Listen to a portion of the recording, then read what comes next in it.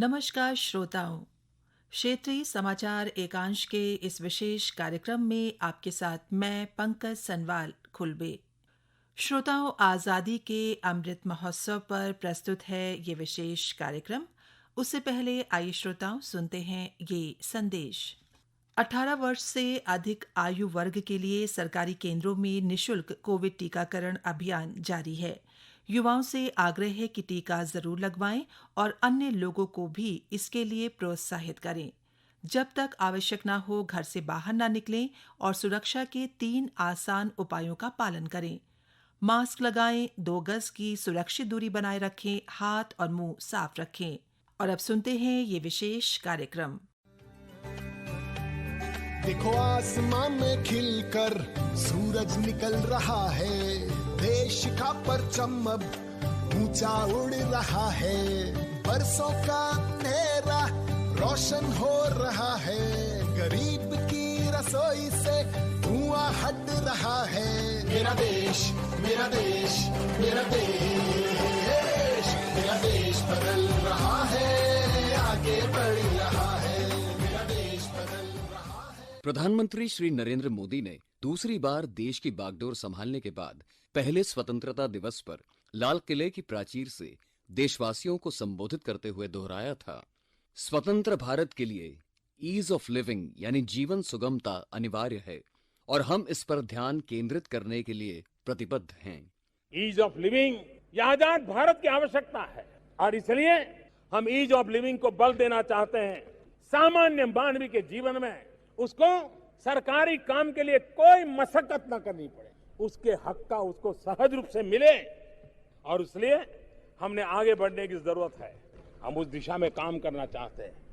नरेंद्र मोदी सरकार ने पहले गुजरात के मुख्यमंत्री के रूप में और फिर प्रधानमंत्री के रूप में जनसाधारण के जीवन को आसान, आरामदायक और तनाव मुक्त बनाने का हर संभव प्रयास किया है।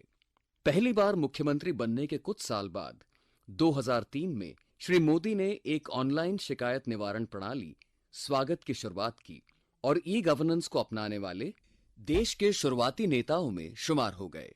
मुख्यमंत्री मोदी ने 2009 में तालुका स्तर पर स्वागत और 2011 में इसके ग्राम स्तर के अवतार का शुभारंभ किया। 2010 में संयुक्त राष्ट्र ने स्वागत कार्यक्रम को जन सेवा पुरस्कार, जन सेवा में पारदर्शिता और जवाबदेही में सुधार के लिए दिया। प्रधानमंत्री ने 2015 में डिजिटल इंडिया की शुरुआत कर एक बड़ी पहल की। डिजिटल इंडिया की परिकल्पना समय के साथ भारत को डिजिटल रूप से सशक्त बनाने और ज्ञान अर्थव्यवस्था में बदलने के लिए की गई थी। मेरा नाम अरबीना है, मैं अच्छाबल में रहती हूँ। आज मैं आपको डिजिटल इंडिया स्कीम के बारे में कुछ बताना चाहती हूँ। ये हमारे लिए कितनी ज़रूरी है। पहले स्टूडेंट्स के लिए हम ऑफलाइन क्लास नहीं दे पाते थे, आज हम ऑनलाइन क्लास दे पाते हैं। लॉकडाउन की वजह से हमें कोई नुकसान नहीं हुआ पढ़ाई में, कुछ में। जब हम डॉक्टर के पास नहीं जा पाते हैं तो हम ऑफलाइन भी डॉक्टर से एडवाइस ले सकते हैं, डॉक्टर हमें वहाँ से एक दवाई दे सकते हैं, हम उनकी बिल भी पे कर सकते हैं ऑनलाइन। इसकी वजह से हमें बाहर यहाँ हमें कॉलेज का फ़ी भरना हो, स्कूल का फ़ी भरना हो, हमें लाइन में खड़ा नहीं होना है, बैंक में खड़ा नहीं होना है। हम घर बैठे फ़ी या कोई भी बिल पेमेंट हो हम वो क्लियर कर सकते हैं घर बैठे। डिजिटल इंडिया स्कीम जो है हमारे लिए बहुत फायदेमंद है और आगे भी। प्रधानमंत्री ने यूनिफाइड पेमेंट इंटरफेस यूपीआई व्यवस्था को लोकप्रिय बनाने में महत्वपूर्ण भूमिका निभाई। अब भारत शायद दुनिया की सबसे अच्छी डिजिटल भुगतान व्यवस्था विकसित कर चुका है। कम लागत वाली इंटरनेट सेवाओं की शुरुआत ने लगभग 50 करोड़ उपयोगकर्ताओं के लिए इंटरनेट को आसानी से सुलभ बना दिया है। 229 से अधिक bank United payment interface UPI या रुपे कार्ड का संचालन कर रहे हैं। भारतीयों के लिए ये एक तरह से डिजिटल सशक्तिकरण युग की शुरुआत थी। डिजिटल संसाधनों को भारतीय भाषाओं में उपलब्ध सेवाओं के साथ सुलभ बनाया गया, जिससे इसकी पहुंच में वृद्धि हुई। इसका एक आदर्श उदाहरण उमंग यानी unified mobile application for new age governance app है। उमंग ऐप सभी भारतीय नागरिकों को 261 विभागों के माध्यम से केंद्र से लेकर स्थानीय सरकारी निकायों तक की 21,568 अखिल भारतीय ई गवर्नेंस सेवाएं प्रदान करता है। I'm there for you. मुझे कितनी तकलीफ होती है हर साल अपनी पेंशन पाने के लिए और ये बताने के लिए कि मैं अभी जिंदा हूँ। माँ जी, मेरे पास इसका भी इलाज है। आप घर बैठे ही जीवित होने का प्रमाण दे सकती हैं। हे भगवान, जरा सी खांसी, 600 रुपए की दवाई। मेरे फार्मा सही दाम सेवा से आपको पता है, एक ही दवाई 50 से 600 रुपए तक की बिकती है। और अब तो अस्पताल में दिखाने के लिए घर बैठे अपॉइंटमेंट ले लो। ऐप तो शहरी लोगों के चोचले हैं। आप अन्नदाता हैं, आपका ख्याल रखना हमारा फर्ज है। आपके लिए फसल बीमा योजना है, सॉइल हेल्थ कार्ड है, मंडी के और वैज्ञानिकों से खेती बाड़ी संबंधी सलाह है। इस मुल्क की सारा काम ऐप विच हुंदा है ते मैनू इंग्लिश दी ABCD नहीं आउंदी। अब कोई गल नहीं जी पाजी, मुल्क दी 13 जुबाना अज तुहाडा काम हो जूगा। हाँ जी, हाँ जी। यूपीआई से लेकर ई गवर्नेंस और कोविन तक भारत बड़े पैमाने पर प्रौद्योगिकी का इस्तेमाल कर रहा है और ये जीवन को सुगम बनाने में बहुत उपयोगी साबित हो रही हैं। मेरा नाम विश्वजीत देवनाथ है। मैं उदयपुर का गुमती डिस्ट्रिक्ट का रहने वाला हूँ। आज डिजिटल इंडिया होने पर जितना फैसिलिटी मिल रहा है उन लोगों को, पहले हम लोग सोचा नहीं था। विशेष करके हम लोग जो ब्लाइंड पर्सन हैं, जो मोबाइल दिया हम लोगों को सेंट्रल गवर्नमेंट ने, आज मोबाइल की वजह से, डिजिटल स्टिक की वजह से हम लोग खुद अकेले चल सकते हैं। हमारी यूडिया का ID कार्ड जो मिला है हम लोगों को, इससे कितना फैसिलिटी है हम लोग बोल नहीं सकते हैं।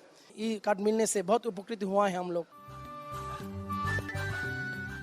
विश्व ने द्वितीय विश्व युद्ध के बाद कोविड-19 महामारी के रूप में अब तक के सबसे बड़े संकट का सामना किया है। प्रधानमंत्री मोदी ने राष्ट्रीय डिजिटल स्वास्थ्य मिशन NDHM की परिकल्पना की, जो नागरिकों के हित में एक व्यापक कार्यक्रम है। इसके अंतर्गत प्रत्येक भारतीय नागरिक को एक डिजिटल स्वास्थ्य ID देने का प्रयास किया जाएगा, जिसमें उसकी स्वास्थ्य संबंधी व्यापक जानकारी होगी। इसकी शुरुआत के 1 साल से भी कम समय में 11,90,000 स्वास्थ्य ID तैयार की जा चुकी हैं और 3,106 डॉक्टरों और 1,490 सुविधाओं ने इस प्लेटफॉर्म पर अपना पंजीकरण कराया है। स्वास्थ्य सेवा क्षेत्र में कई योजनाएं शुरू की गई हैं। एक महत्वपूर्ण योजना है आयुष्मान भारत। इसका लक्ष्य कम आय वाले 50 करोड़ नागरिकों को 5 लाख रुपए तक का चिकित्सा बीमा कवर प्रदान करना है। इसे दुनिया का सबसे बड़ा यूनिवर्सल कैशलेस मेडिकल केयर कार्यक्रम बताया जा रहा है। मैं ग्राम फरीदापुर चौधरी, थाना इज्जत नगर का रहने वाला निवासी हूँ और मुझे यहाँ सरकार की तरफ से ये आयुष्मान कार्ड जो मिला है, इससे मुझे इतना लाभ हुआ कि मैंने अपनी आंखों का इलाज इससे फ्री करा लिया और ये मेरे लिए बहुत सहयोग की बात है। महामारी के कठिन समय में शुरू किए गए आरोग्य सेतु और कोविन ऐप नागरिकों के लिए बड़ा वरदान साबित हुए। कोविन ऐप के माध्यम से इलेक्ट्रॉनिक रूप से टीकाकरण प्रमाण पत्र जारी किए जा रहे हैं। ये असीमित उपलब्धियां और इनके बेमिसाल नतीजे किसी को भी प्रभावित कर सकते हैं, लेकिन प्रधानमंत्री मोदी इनसे संतुष्ट होकर बैठने वालों में नहीं।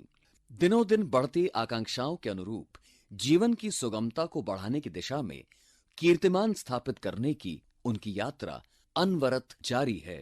ईज ऑफ लिविंग सुनिश्चित करने में एक और चीज अहम भूमिका निभाती है। हमारी अर्थव्यवस्था, हमारी पर कैपिटा इनकम $5 ट्रिलियन अर्थव्यवस्था बनाने का लक्ष्य है, उसके पीछे सोच भी यही है। गरीब को बिना सहारा कारोबार वो कर रहा है, किसान की फसल को बीमा कवर मिल रहा है।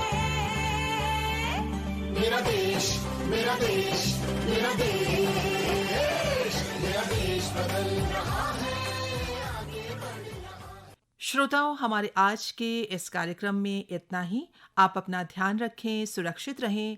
साथ ही यदि आपने कोविड टीकाकरण नहीं करवाया है तो निर्धारित स्वास्थ्य केंद्र पर जाकर कोविड टीकाकरण अवश्य करवाएं। इसी के साथ हमारा आज का ये कार्यक्रम यहीं पर समाप्त होता है। नमस्कार।